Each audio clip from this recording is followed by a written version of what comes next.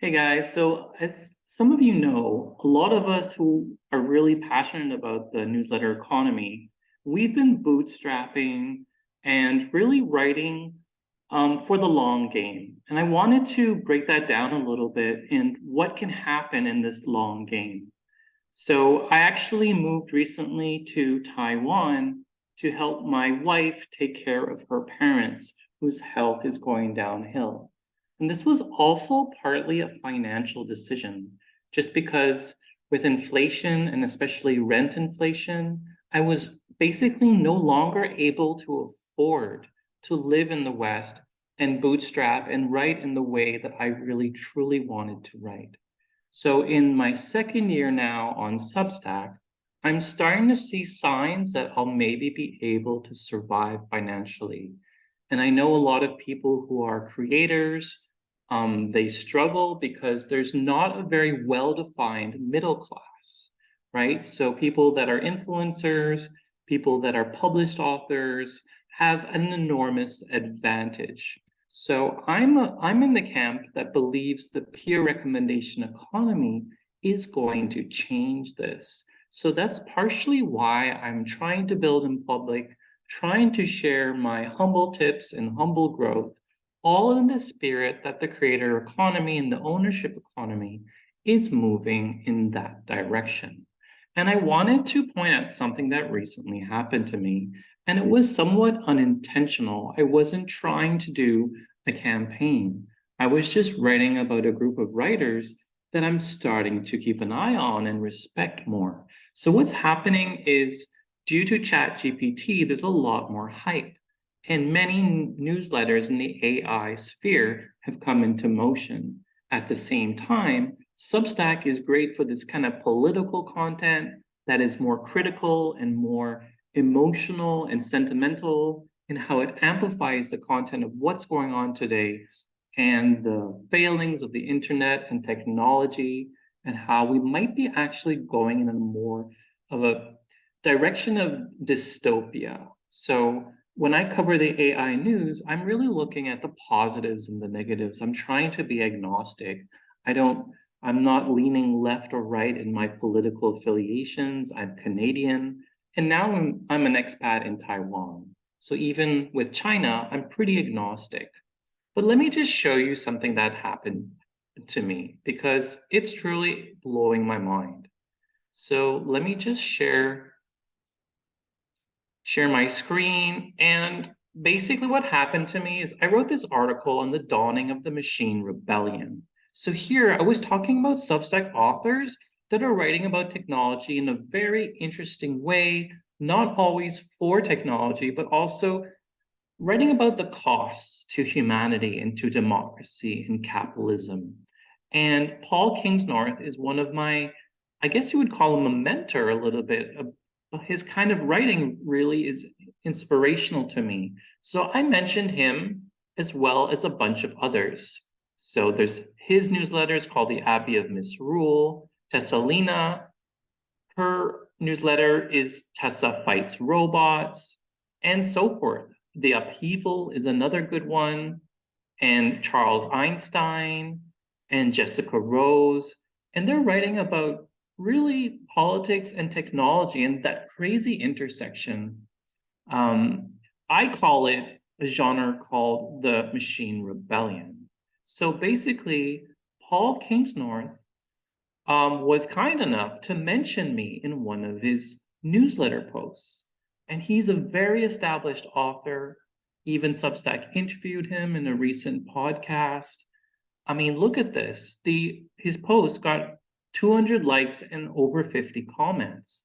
And because he mentioned me, it literally changed my life. Here I am in Taiwan trying to set up a new household on very limited funds. So this might not seem like a big deal to you guys, but for me, this referral traffic from the Substack network, it changed my life this month. It changed my life in January, and now it's February, early February 2023. And so now that I've established this, where did he recommend me? So he recommended me, and it amounted to around 300 new subscribers here. So he's recommending me, this is my newsletter, AI Supremacy. So now let's take a look at what actually happened to me. So let me create a slideshow with this content. All right, so how I made 2.5K in 2 weeks on Substack. This literally just happened to me, guys. And I've been bootstrapping. I've been living like a minimalist. I've been just focusing on the writing I really want to do, covering AI and other emerging tech like quantum computing. So I'm on month number 14. I'm not an influencer. I'm not a published author. I'm not a data engineer or anyone like that. I'm just a blogger who has joined the newsletter economy. So 2.5K American dollars, that translates into Canadian pretty well, even after the 10% that Substack takes and the 3 to 6% that Stripe takes. So let's continue. So this referral from Paul Kingsnorth basically is the biggest referral traffic I've ever received. I don't know many huge authors or influencers, although I am trying now to get to know them. I'm trying to network with my peers in my niche, which is machine learning and futuristic content. And so he's an author. He has literally legions of fans over several decades of writing. So he mentioned me, and I can't express what it's done for my newsletter, right? It's like night and day. It's another element of compounding. It's this network effect on Substack that's just so dynamic and so, it feels pure, right? It doesn't feel like it's fake algorithmic traffic. It's actually from another human being who has respected you enough to mention your work. I mean, I was pretty emotionally moved. Like, it's not even the financial aspect that I care about. Yes, it's a clickbait title, how I made 2.5K in 2 weeks. For me, it's a big deal because, trust me, in my first year, I barely made enough money to cover my rent and my food, and my savings was dwindling. So referral traffic, don't sleep on it. So the power of network effect on Substack.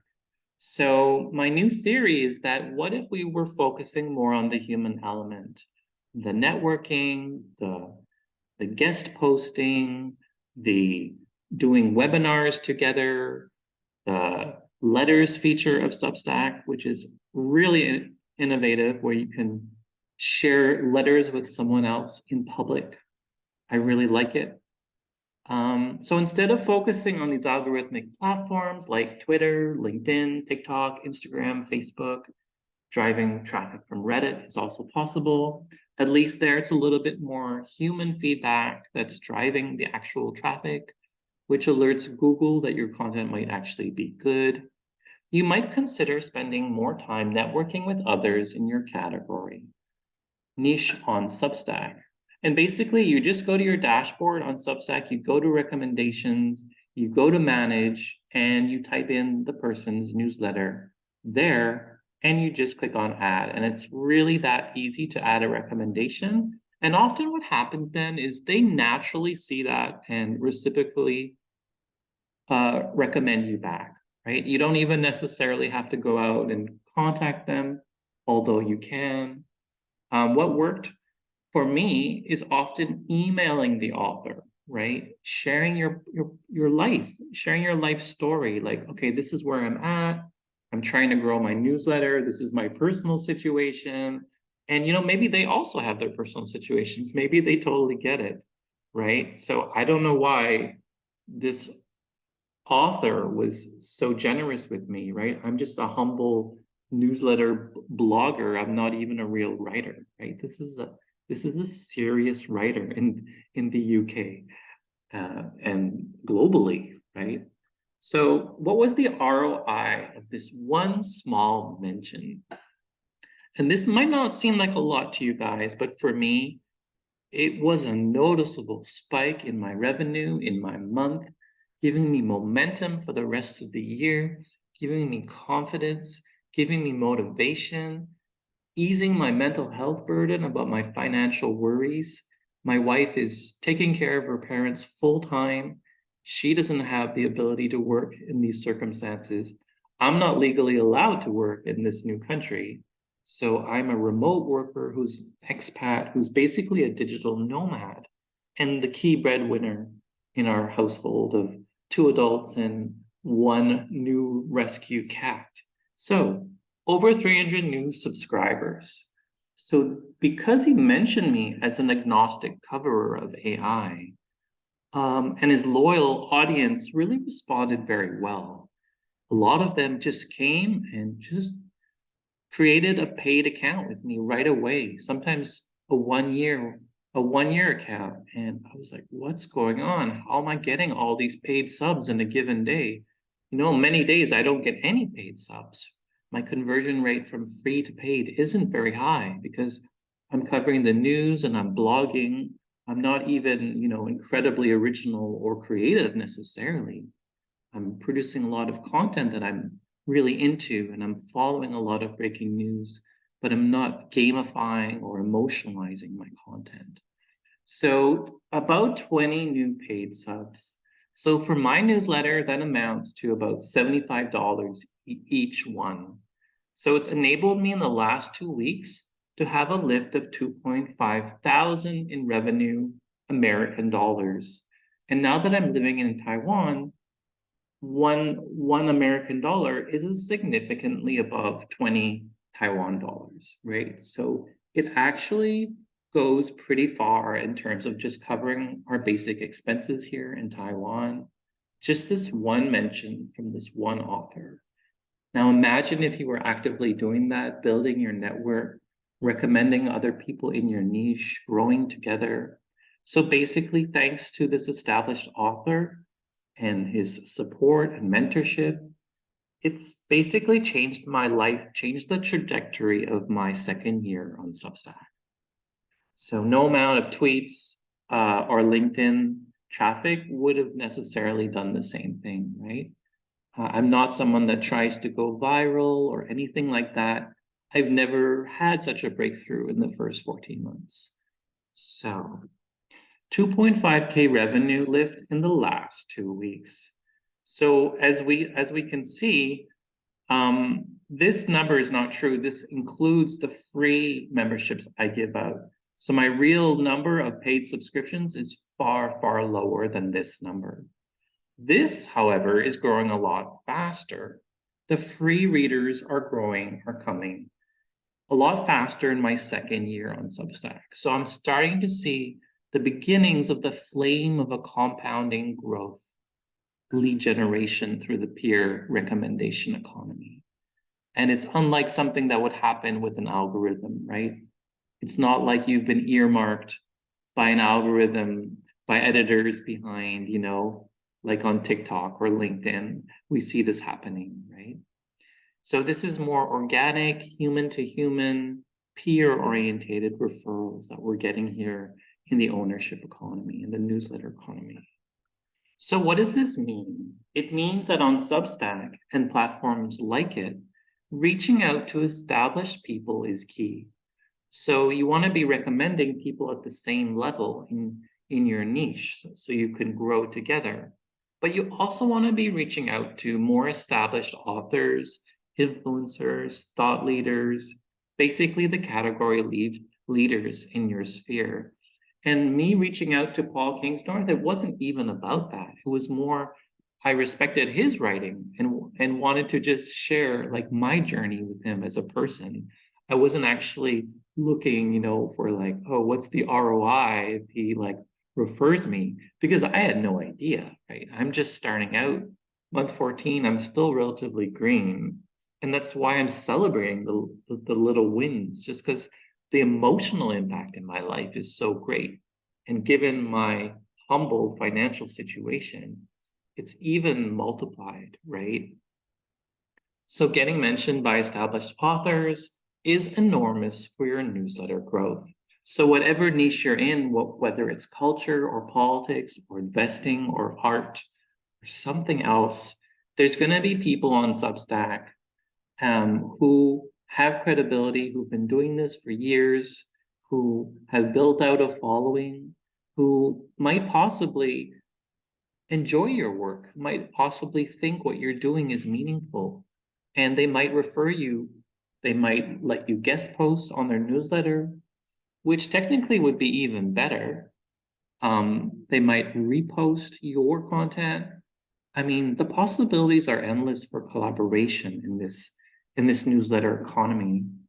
And that's part of the creativity, right? You're no longer just a writer writing about something in a creative way. The social element is adding another layer of connection and humanity and human feedback and actually creativity. How you reach out to people is part of your creativity on an interpersonal level. So even an introvert like me can try to reach out to people and build a network and support others. And I think all of that starts to compound as well, right? Because it's like goodwill and reciprocity.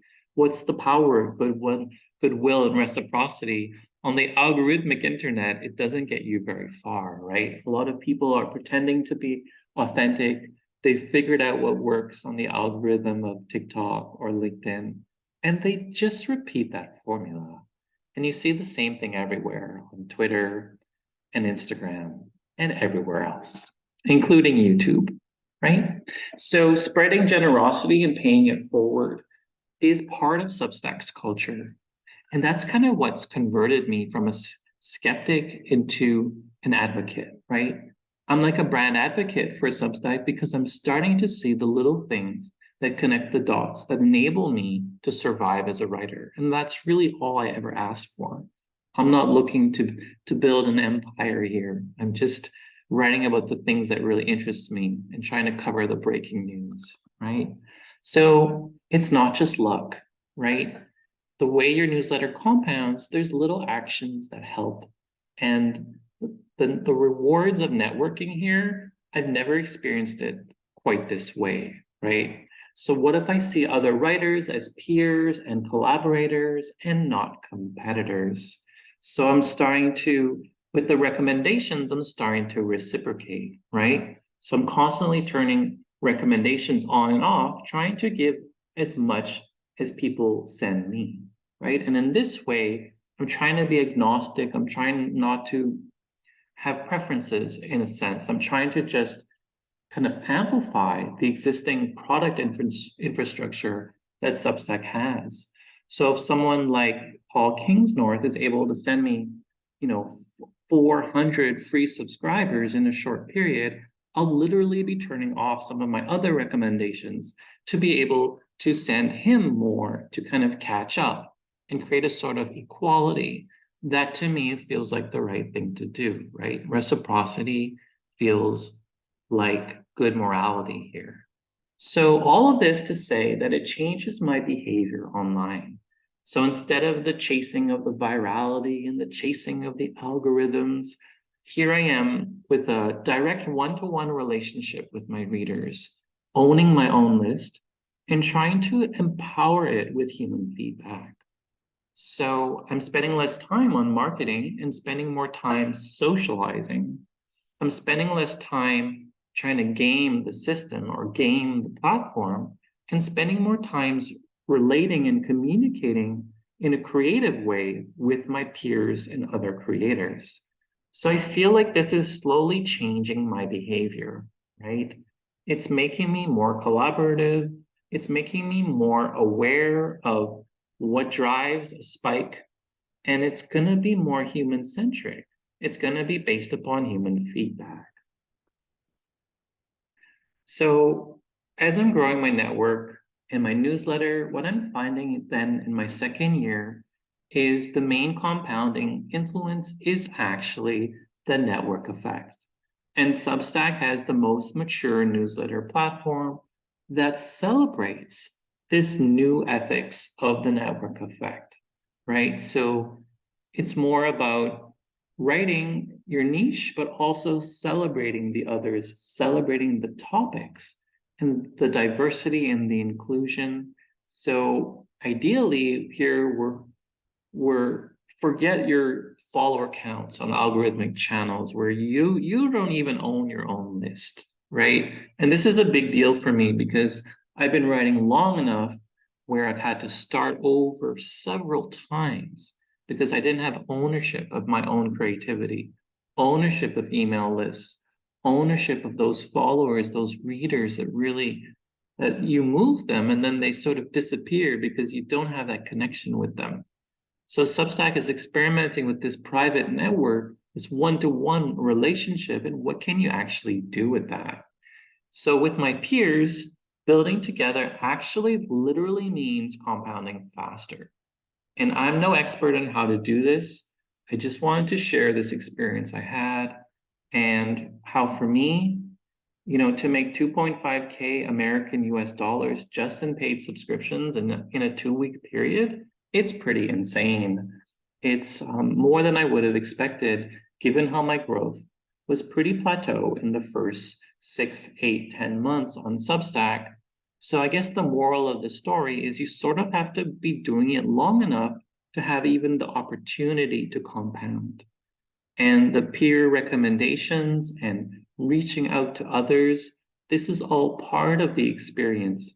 And then when you are the beneficiary of this experience, it changes your brain. It makes you want to do the same to others.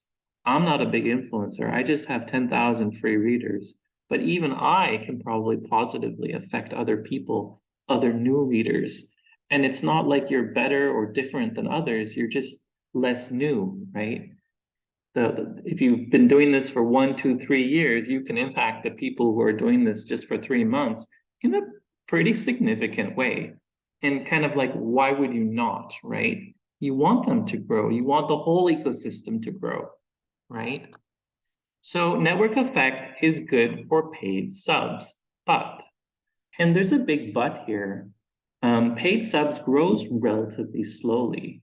And while it's incredible when it compounds, which maybe I'm starting to see the beginning of, I'm not even sure really. I don't necessarily have the key point indicators, the KPIs, to tell me exactly what's going on. Obviously, I noticed Paul Kingsnorth referral traffic was incredible compared to my baseline. But think about other ways that you can improve your conversion rates of free to premium readers, right?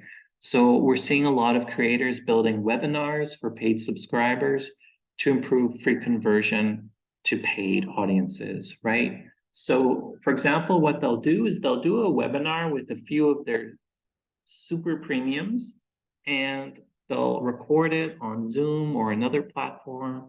And then they might share it with their paid subscribers in like a YouTube that's not made public, right? So there's different ways where you can create these webinars that are excellent value and people actually want access to them, right? Because maybe you're one of the best people in that niche.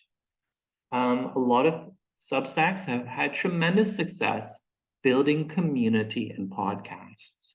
So Substack has maybe the best features like the chat within the app and the threads, the discussion threads, and really good podcasting integration and all these community features that they're going to start to roll out that kind of make the recommendations and the writer referrals give them more of a point, right? So all of this traffic starts to become more creative once, as a writer, you begin to dip your toe into these other ways that you can monetize, right? So it's not just about paid subscriptions.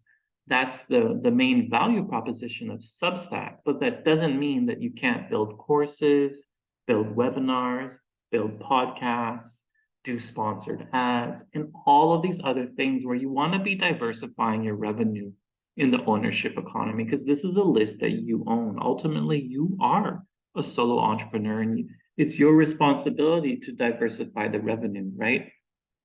Me, I'm so busy writing all these newsletters that I might not even have time to do some of these things. I could be monetizing much better.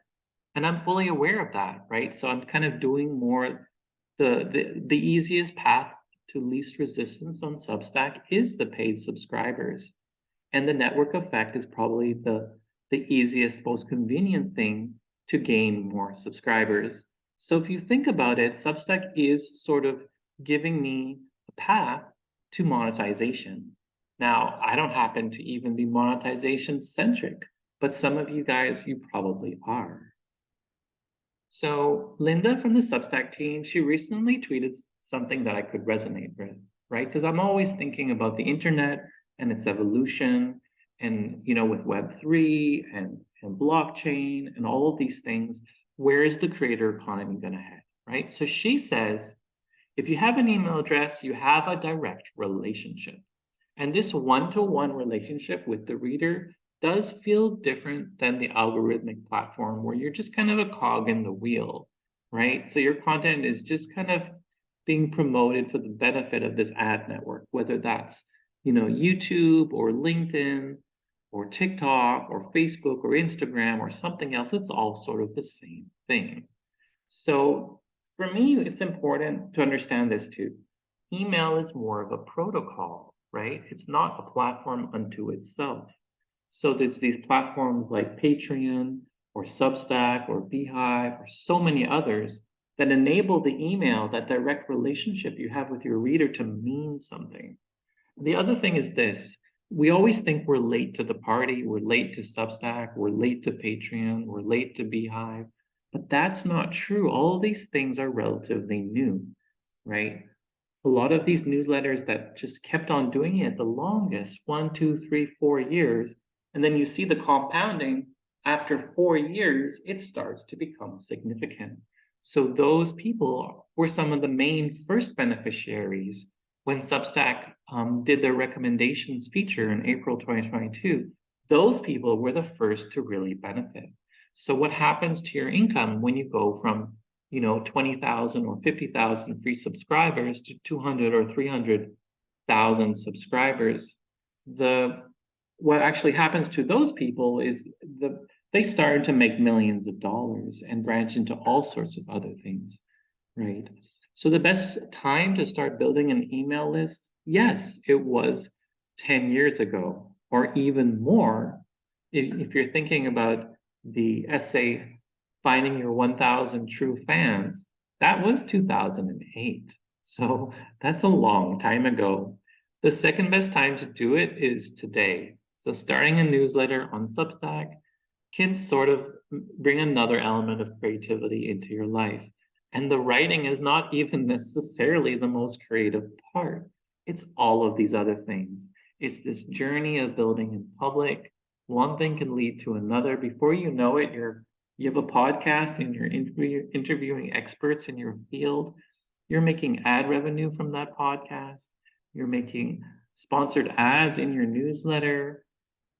It's really different than I think people understand. That they think of a newsletter as just this thing with lots of links and you're clicking on them and you're just finding links.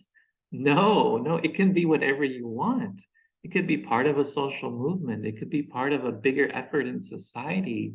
It could be so much more. It could lead to in real life events. You could build webinars that professionals in your niche really want to attend. So the possibilities are endless in the ownership economy. And this is basically the story of how I made 2.5K US dollars in the last 2 weeks. And it's really thanks to the Substack network and the author, Paul Kingsnorth, whose newsletter is called The Abbey of Misrule. Anyways, if you found this interesting, maybe you can share it to someone who might be interested. I'm just sharing in public, and I'm sorry, this is not a professional video and probably no one will see it, but I just sort of wanted to do this vlogging journalism just because it's really changed my life. And writing here in Taiwan, it's enabling me to help my wife take care of her parents and support the community here. So that's been my last 2 weeks. See you next time.